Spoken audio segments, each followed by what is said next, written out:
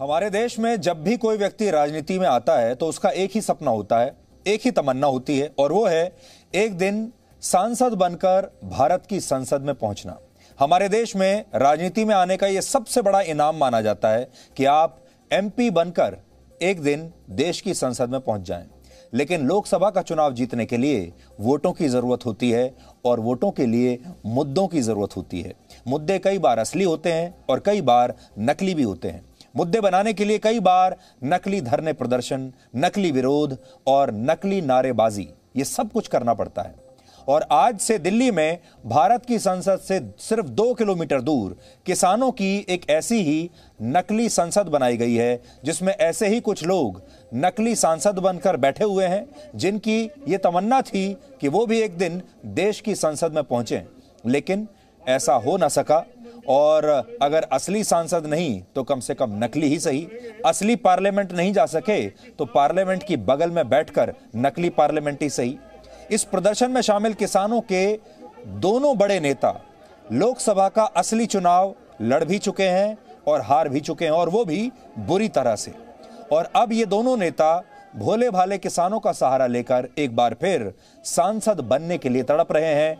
यहां से 2 किलोमीटर दूर जो असली संसद भवन है, वहां जाने के लिए तड़प रहे हैं। बड़ी बात यह है कि इस नकली संसद से दिल्ली के लोग भी बहुत डरे हुए हैं और उन्हें 26 जनवरी की तारीख याद आ रही है। गणतंत्र दिवस पर जो कुछ हुआ लाल किले पर, वो याद आ रहा है, जब इन्हीं कथित किसानों ने दिल्ली को हिंसा की आग में झोंक दिया था और दिल्ली के लाल किला पर इन्होंने कुछ देर के लिए कब्जा कर लिया था। और आज एक बार फिर इन लोगों ने धमकी देनी शुरू कर दी है। और इस समय ये जो 2 तस्वीरें आपके सामने हैं, इनमें एक तस्वीर देश की असली संसद की है, जहां मॉनसून सत्र की कार्रवाई चल रही है, और दूसरी तस्वीर वहां से 2 किलोमीटर दूर जंतर मंतर पर लगी नकली संसद की है, जिसने दिल्ली के लोगों को डराया हुआ है। और नकली संसद पर इसलिए कि दिल्ली पुलिस ने विरोध कर रहे किसानों को अब जंतर मंतर पर प्रदर्शन करने की इजाजत दे दी है और कहा है कि 200 लोग हर रोज 9 बजे से 5 बजे तक जंतर मंतर पर प्रोटेस्ट कर सकते हैं। सबसे पहले हम आपको इसी नकली संसद के बारे में बताते हैं। दिल्ली पुलिस ने सिंघू बॉर्डर पर बैठे किसानों को 9 अगस्त तक दिल्ली के जंतर मंतर पर कृषि कानूनों का विरोध करने की इजाजत दे दी है। और पुलिस ने यह भी स्पष्ट किया है कि इसमें सिर्फ 200 किसान ही शामिल हो सकते हैं। यह विरोध प्रदर्शन सुबह 9 बजे से शुरू होगा और शाम 5 बजे तक चलेगा, यानी 9 से 5। इसके अलावा हिंसा और दिल्ली के लोगों की सुरक्षा को देखते हुए पुलिस ने यह तय किया है कि वो इन लोगों को सुरक्षा के बीच बस में भरकर सिंघू बॉर्डर से जंतर मंतर लाएगी और फिर शाम 5 बजे इन्हीं बसों में भर के इन लोगों को वापस सिंघू बॉर्डर पहुंचा दिया जाएगा। 26 जनवरी जैसी हिंसा दिल्ली में ना हो, इसके लिए दिल्ली पुलिस और पैरामिलिट्री फोर्सेस की 6 कंपनियां यहां पर तैनात की गई हैं और एक कंपनी में 120 जवान होते हैं। यानी इस हिसाब से 720 जवान इस नकली संसद के इर्द गिर्द तैनात किए गए हैं। यह संख्या थोड़ी कम, थोड़ी ज्यादा भी हो सकती है।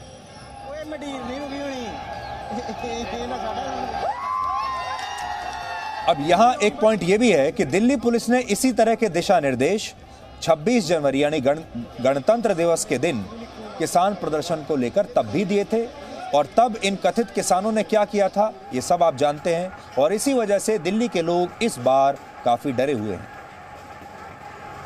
आपको याद होगा 26 जनवरी पर इन किसानों ने कहा था कि जैसी परेड 26 जनवरी पर इंडिया गेट पर निकलती है, जिसको हम गणतंत्र दिवस की परेड कहते हैं, किसान भी उस दिन वैसी ही परेड निकालेंगे अपने ट्रैक्टर्स के जरिए। और इन्होंने कहा कि हमें हमारी जो परेड निकलेगी 26 जनवरी पर, उसे दिल्ली के अंदर तक जाने की इजाजत दी जाए।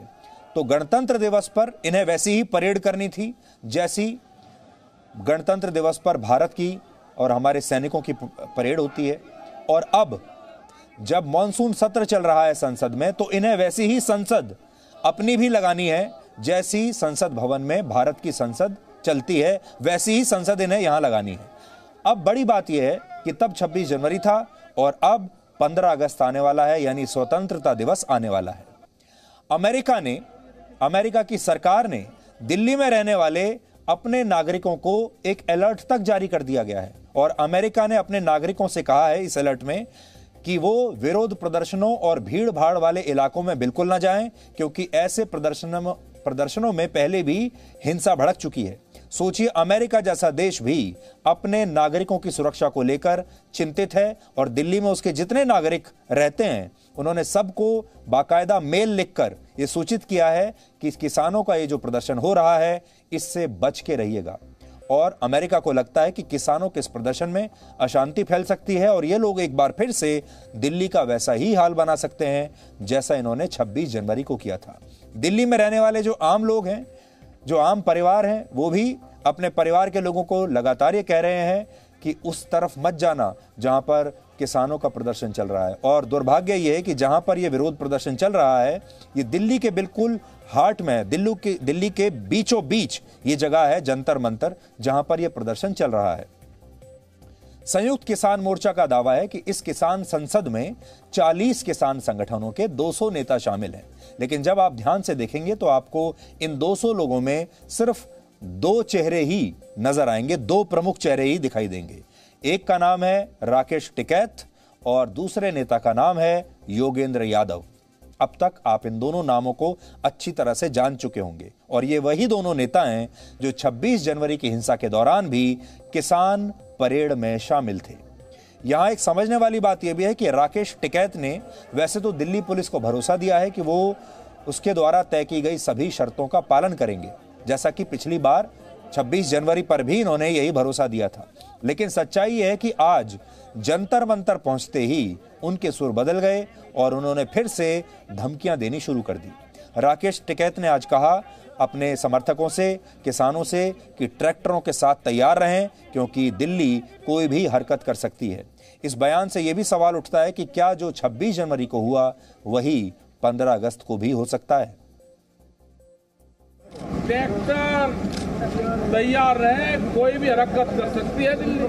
संसद में भी हंगामा है, हंगामा होगा। देखो, जो मेंबर पार्लियामेंट किसान की आवाज नहीं उठाएगा वो किसी भी पार्टी का होगा, उसका विरोध होगा, उसके क्षेत्र में विरोध होगा। उसका आवाज किसान की उठानी पड़ेगी अगर क्षेत्र में उसको जाना है, वो किसी भी पार्टी का है। मीडिया को राकेश जी भाई अंदर हम हैं, आप छोड़ का हो जाए। राकेश जी जरा एक प्यार से एक धक्का तो लगाओ मीडिया वाले। आप 15 अगस्त आ रहा, 15 अगस्त में भी देख लेंगे, आंट तो 15 अगस्त भी मनाओगे, झंडा फहराओगे। 15 अगस्त पे आप अपने बॉर्डर पे झंडे लगेंगे। तो राकेश टिकैत ये कह रहे हैं कि जो असली सांसद भी हैं, जो इस समय भारत की संसद भवन में बैठे हैं, मॉनसून सत्र में हिस्सा ले रहे हैं, वो कह रहे हैं कि जो भी एमपी हैं, सांसद हैं, अगर उन्होंने नेताओं की मांग संसद में नहीं उठाई तो उनके चुनाव क्षेत्रों में उनका जाना मुश्किल कर देंगे और उनके चुनाव क्षेत्रों में उनका बहुत विरोध होगा। आपको टिकैत की इन बातों से ऐसा लगेगा कि देश के सारे किसान और देश के सारे लोग जो चुनावी क्षेत्रों में रहते हैं भारत के अलग अलग सांसदों के, वो इन्हीं की बात मानेंगे और अगर ये कह देंगे कि सांसदों को अपने चुनाव क्षेत्र में घुसने मत दो तो ऐसा ही होगा। आगे चलकर हम आपको ये बताएंगे कि राकेश टिकैत की बात इनके अपने ही इलाके में कितने लोग मानते हैं, योगेंद्र यादव की बात इनके अपने ही इलाके में कितने लोग मानते हैं। दिल्ली की सीमाओं पर पिछले लगभग 8 महीनों से भारत सरकार के कृषि कानूनों का विरोध चल रहा है, लेकिन यह आंदोलन कभी हिंसा की वजह बनता है तो कभी अपनी नकली संसद बना लेता है। इसलिए आज इस नकली संसद के नकली सांसदों से आपका परिचय कराना जरूरी है। सबसे पहले हम आपको राकेश टिकैत के बारे में ही बताते हैं, जिनकी लंबे समय से दिली तमन्ना रही है कि वो सांसद बनकर, चुनाव जीतकर एक दिन देश की असली संसद में असली सांसद बनकर पहुंचे। ये उनकी आज की नहीं, बहुत पुरानी तमन्ना रही है, लेकिन ऐसा हो नहीं सका। राकेश टिकैत का गृह क्षेत्र यानी जो उनका अपना इलाका है जहां ये रहते हैं वो है उत्तर प्रदेश का मुजफ्फरनगर और उन्होंने अपना पहला चुनाव अपने इसी गृह क्षेत्र की खतौली विधानसभा सीट से वर्ष 2007 में लड़ा था। यानी पहला चुनाव विधानसभा का लड़ा, सांसद का नहीं, विधानसभा का 2007 में। लेकिन इस चुनाव में वो न सिर्फ बुरी तरीके से हारे बल्कि उनकी जमानत भी जब्त हो गई थी। हैरानी की बात यह है कि यह चुनाव उन्होंने बहुजन किसान दल की टिकट पर लड़ा था और कांग्रेस पार्टी ने उन्हें अपना समर्थन दिया था। सोचिए, जो व्यक्ति खुद को इतना बड़ा नेता बताता है, जो ये कहता है कि सांसदों को उनके चुनाव क्षेत्र में घुसने नहीं देंगे, जो खुद को देश के किसानों का सबसे बड़ा ठेकेदार, सबसे बड़ा नेता कह रहा है, वो अपने गृह क्षेत्र में ना सिर्फ चुनाव हार गया बल्कि उसकी जमानत भी जब्त हो गई। यानी उसके अपने इलाके के लोगों ने उसे वोट नहीं दिया। हालांकि इस हार के बाद भी विधानसभा और फिर संसद में जाने की उनकी तमन्ना खत्म नहीं हुई। इसके बाद वर्ष 2014 के लोकसभा चुनाव में राकेश टिकैत ने उत्तर प्रदेश में ही अमरोहा की लोकसभा सीट से फिर से चुनाव लड़ा, लेकिन इस सीट पर भी उनकी जमानत जब्त हो गई। सोचने वाली बात यह है कि उत्तर प्रदेश की अमरोहा लोकसभा सीट पर 50% आबादी गांव में रहती है, यानी इस सीट पर किसान सबसे ज्यादा हैं। लेकिन इसके बावजूद खुद को किसान नेता कहने वाले राकेश टिकैत को वहीं के किसानों ने वोट नहीं दिया और उन्हें हरा दिया, और ऐसा हराया कि उनकी जमानत भी जब्त हो गई। तब यह चुनाव उन्होंने राष्ट्रीय लोकदल की टिकट पर लड़ा था, जो कि स्वर्गीय अजीत सिंह की पार्टी है, राष्ट्रीय लोकदल। और राष्ट्रीय लोकदल वहां उस इलाके की सबसे सशक्त पार्टी मानी जाती है, किसानों की पार्टी मानी जाती है। तब भी राकेश टिकैत के इलाके के उनके अपने लोगों ने और उस इलाके के किसानों ने उन्हें वोट नहीं दिया और उन्हें बुरी तरह से हरवा दिया। अब जब राकेश टिकैत असली संसद नहीं पहुंच पाए तो उन्होंने अपनी नकली संसद ही बना ली, और इस संसद में आज वो नकली सांसद के रोल में थे। हालांकि यह भी सच है कि जिस नेता को उसके गृह क्षेत्र की जनता ने ही ठुकरा दिया हो और असली किसानों का ही उसे समर्थन ना मिला हो, तो वो इस तरह का नकली सांसद बनकर अपनी तमन्नाओं को शायद ऐसे ही पूरा कर सकता है। इसलिए आज हम आपसे ये कहना चाहते हैं कि आप इस किसान संसद को गंभीरता से मत लीजिए, खास तौर पर जो हमारे किसान भाई हैं जो कि वापस अपने काम पर लौट चुके हैं, क्योंकि ये किसान संसद ऐसे नेताओं ने मिलकर बनाई है जो असली संसद तक कभी पहुंच नहीं पाए। और ऐसा नहीं है उन्होंने कोशिश नहीं की, कोशिश तो बहुत की, लेकिन फिर भी जनता इन्हें पहले ही एक बार नहीं कई बार ठुकरा चुकी है। इसे आप एक और नेता के उदाहरण से समझिए। एक नेता जो यहां पर दिखाई दिए वो तो थे टिकैत, और दूसरे नेता जो सबसे ज्यादा यहां पर मुखर हैं उनका नाम है योगेंद्र यादव। इन्हें भी आप अक्सर टीवी पर देखते रहते हैं क्योंकि इन्हें टीवी पर आने का बड़ा शौक है। वैसे तो योगेंद्र यादव को आंदोलन एक्सपर्ट माना जाता है। देश में कहीं भी कोई भी किसी भी मुद्दे का आंदोलन चल रहा हो, वहां पर अपनी एक्सपर्ट ओपिनियन देने के लिए, अपनी एक्सपर्टीज देने के लिए योगेंद्र यादव सबसे पहले पहुंचते हैं। और इनका जो प्रिय शौक है वो है प्रेस कॉन्फ्रेंस करना और मीडिया से बात करना, कैमरे के सामने रहना। तो जहां भी प्रदर्शनकारी बड़ी मेहनत से बेचारे जब पूरा एक मूवमेंट आंदोलन खड़ा कर लेते हैं, जब सब कुछ स्टेज सेट हो जाता है, तब योगेंद्र यादव पहुंच जाते हैं और फिर वो कहते हैं कि आपका प्रवक्ता मैं बन जाता हूं, और फिर हर रोज टीवी पर यही छाए रहते हैं। लेकिन शायद आपको पता नहीं होगा कि इस किसान संसद में स्पीकर बनने वाले योगेंद्र यादव असली चुनाव में भी अपनी जमानत जब्त करवा चुके हैं। इन्हें भी किसी ने वोट नहीं दिया। 2014 के लोकसभा चुनाव में योगेंद्र यादव दिल्ली के मुख्यमंत्री अरविंद केजरीवाल की पार्टी और उनकी टीम से खेल रहे थे, और तब आम आदमी पार्टी ने उन्हें हरियाणा की गुरुग्राम लोकसभा सीट से टिकट भी दिया था। लेकिन इस चुनाव में योगेंद्र यादव को केवल 4% वोट मिले और वो बुरी तरह से हार गए। आज योगेंद्र यादव जिस नकली संसद के स्पीकर बने हुए हैं, वो योगेंद्र यादव असली संसद के चुनाव में अपनी जमानत जब्त करवा चुके हैं। तो यहां पर इन्हें कितने वोट मिले थे आप देख लीजिए। कुल वोट योगेंद्र यादव को जो मिले थे वो आपकी स्क्रीन पर है। हैरानी की बात यह है कि शाहीन बाग के प्रदर्शन के दौरान जहां योगेंद्र यादव नागरिकता कानून के एक्सपर्ट बन गए थे, तो वो अब किसानों के मुद्दों के एक्सपर्ट बन गए हैं और इस आंदोलन में वो बड़ी बड़ी बातें कर रहे हैं। हमारे देश के ग्रामीण इलाकों में आज भी बहुत सारे लोग ये बात कहते हैं और वहां इस तरह का फैशन है। आपने भी सुना होगा, जो हमारे ग्रामीण इलाकों के जो दर्शक हैं वो ये जानते हैं कि कैसे गांव देहात में ये कहा जाता है कि चाचा विधायक हैं हमारे। ये बड़े रौब की बात होती है। अगर कोई विधायक जी होते हैं तो उनका पूरा परिवार ये कहता घूमता है चाचा विधायक हैं हमारे, ये कहकर रौब डालते हैं। और गांव में आज भी जब कोई व्यक्ति सांसद का चुनाव लड़ता है और इस चुनाव में हार भी जाता है, तब भी वहां के आसपास के जो लोग होते हैं वो उसे खुश करने के लिए अक्सर सांसद जी कहकर ही पुकारते हैं।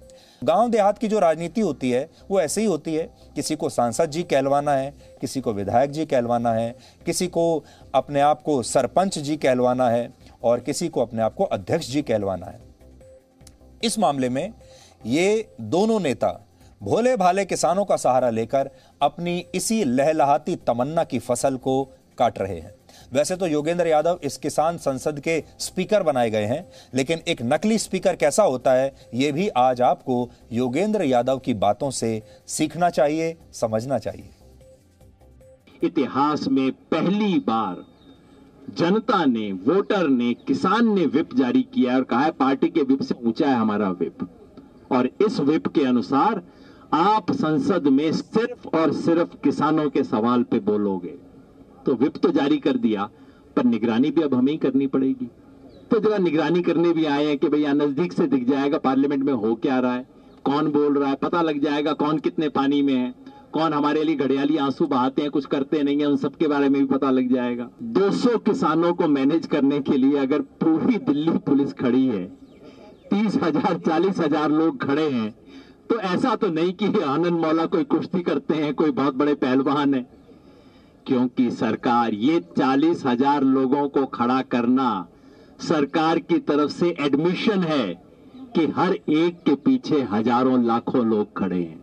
ये 200 नहीं है, ये 20 लाख है, इसीलिए 40,000 लोग इनसे बचने के लिए लगाए गए हैं। आज आपको यह भी समझना चाहिए कि आखिर आंदोलन कर रहे ये लोग चाहते क्या हैं। क्या इनका जो असली मकसद है वो कृषि कानूनों को वापस कराना है? क्या यही इनका मकसद है या इनकी मंशा कुछ और है? किसानों का यह आंदोलन अगर आपको याद हो तो 26 नवंबर 2020 को शुरू हुआ था और तब से अब तक केंद्र सरकार किसानों के इन नेताओं के साथ 12 बैठकें कर चुकी है, यानी 12 राउंड की बैठकें इन दोनों के बीच में हो चुकी हैं, सरकार और किसानों के बीच। केंद्र सरकार इन किसान संगठनों को यहां तक कह चुकी है कि वो फसलों के एमएसपी यानी मिनिमम सपोर्ट प्राइस पर लिखित गारंटी देने के लिए तैयार है। और एक बैठक में सरकार ने यह भी कह दिया था कि वो 1.5 साल के लिए इन तीनों कृषि कानूनों को होल्ड पर डालने के लिए भी तैयार है कि चलिए इन्हें लागू नहीं करेंगे और 1.5 साल तक, और वो इसके लिए एक कमेटी बना देगी जो इन कानूनों की समीक्षा करेगा। जो लोग राजनीति को अच्छी तरह से समझते हैं और जो बड़े सीजन्ड पॉलिटिशियन होते हैं वो इस बात को समझेंगे कि जिस दिन केंद्र सरकार ने ये कह दिया कि हम इन कानूनों को अभी कुछ वर्षों के लिए होल्ड पर डाल देंगे, अगर कोई अच्छा नेता होता, राजनीति का मंझा हुआ खिलाड़ी, तो उसी दिन इस ऑफर को ले लेता और इस बात को समझ लेता कि एक बार अगर कुछ वर्षों के लिए कानून रुक गए तो फिर आगे ये हमेशा के लिए भी रुक सकते हैं। इस ऑफर को ले लेना चाहिए और अपने आंदोलन को समाप्त कर देना चाहिए। यह इनके आंदोलन की सबसे बड़ी सफलता होती। लेकिन क्योंकि यह आंदोलन इस चीज के लिए था ही नहीं, उन्हें कानूनों से कोई लेना देना ही नहीं है, उन्हें अपनी राजनीति चमकानी थी और उनकी राजनीति तब चमकेगी जब यह आंदोलन लंबा खींचेगा, चाहे इसके लिए किसानों को कितनी भी तकलीफ क्यों ना झेलनी पड़े। इसीलिए ये किसान नेता इसके लिए तैयार नहीं हुए और आज एक बार फिर देश के कृषि मंत्री नरेंद्र सिंह तोमर ने यह कहा कि सरकार इन कानूनों पर बातचीत के लिए फिर से तैयार है। लेकिन इसके बावजूद राकेश टिकैत कह रहे हैं कि यह आंदोलन अब तो 2024 तक ही चलेगा। अब आप समझे कि 2024 तक क्यों? क्योंकि 2024 में लोकसभा के चुनाव होने हैं और लोकसभा के चुनाव में नए एमपी चुने जाएंगे, नए सांसद चुने जाएंगे और एक बार फिर से जो राकेश टिकैत हैं, इनकी सांसद बनने की जो तमन्ना है वो फिर से लहलहा रही है और ये सोचते हैं कि इस बार 2024 तक अगर ये आंदोलन चलता रहा तो इनके अच्छे चांस हैं कि ये चुनाव जीत जाएंगे। लेकिन हमें लगता है कि ये आंदोलन कभी समाप्त होगा ही नहीं, क्योंकि अगर आज सरकार ने कृषि कानूनों को रद्द भी कर दिया, अब तो हम ये कह रहे हैं कि अगर रद्द भी कर दिया, जो इनकी सबसे बड़ी मांग है, तो भी ये लोग नागरिकता संशोधन कानून को रद्द कराने के लिए दूसरा आंदोलन शुरू कर देंगे। अगर ये मांग भी सरकार ने मान ली तो फिर जम्मू कश्मीर में अनुच्छेद 370 की बहाली की मांग करने के लिए एक और आंदोलन शुरू कर देंगे। लेकिन आंदोलन अब ये समाप्त होने वाला नहीं है, चाहे आप इनकी सारी मांग मान लीजिए, चाहे आप पूरे हिंदुस्तान को पाकिस्तान को सौंप दीजिए, तब भी यह आंदोलन समाप्त नहीं करेंगे, क्योंकि यह आंदोलन इनकी उन तमन्नाओं के लिए खाद का काम कर रहा है जो कभी पूरी नहीं हो पाई। इन बिलों को देश भर के किसानों का समर्थन प्राप्त है और मैं आपके माध्यम से किसानों को कहना चाहता हूं कि आंदोलन का रास्ता छोड़कर वार्ता का रास्ता अपनाएं और बिलों में कहां आपत्ति है वो आपत्ति बताएं, हम लोग विचार करने को तैयार। मैं 11 दौर की वार्ता कर चुका हूं। अब किसान बताएं कि उनका क्या डिमांड है, वो अगर अपना प्रस्ताव देंगे तो हम जरूर चर्चा। असल में इस तरह के जो नेता हैं ये राजनीति के राजा बाबू हैं और हम इन्हें राजनीति के राजा बाबू क्यों कह रहे हैं वो इसलिए, आपको याद होगा वर्ष 1994 में एक बड़ी मशहूर फिल्म आई थी जिसका नाम था राजा बाबू।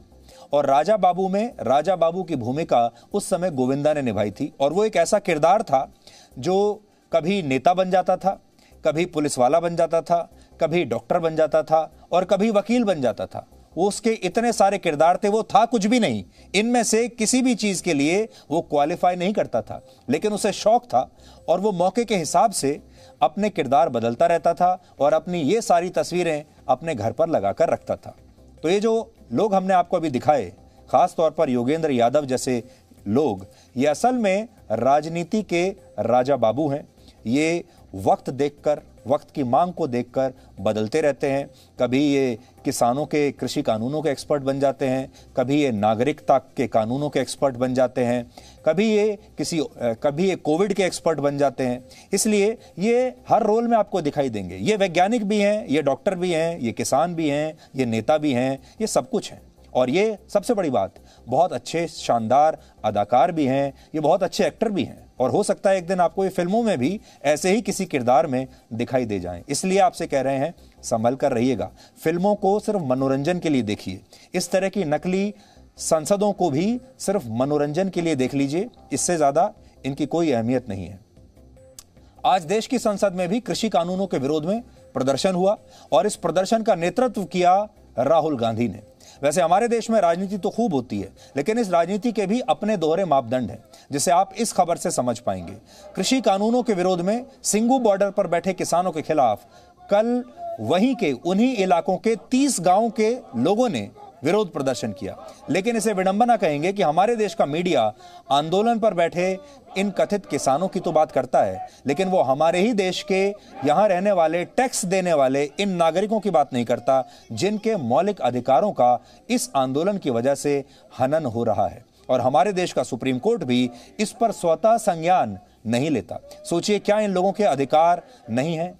आज इस सवाल के बारे में भी आपको सोचना चाहिए। ये तो राहुल गांधी की तस्वीर है, लेकिन आज हम आपको ये बताना चाहते हैं कि सिंगू बॉर्डर के आसपास ये जो तस्वीरें आप देख रहे हैं, ये किसान नहीं है, ये सिंगू बॉर्डर के आसपास रहने वाले 30 गांवों के लोग हैं जो ये कह रहे हैं कि इस आंदोलन की वजह से इनकी जिंदगी जो है वो दूभर हो गई है और इन्हें बहुत परेशानी हो रही है। इस देश के नागरिक के तौर पर इन्हें उन सड़कों का इस्तेमाल करने का पूरा अधिकार है जिन सड़कों को ये किसान आंदोलन के नाम पर कब्जा करके बैठे हैं।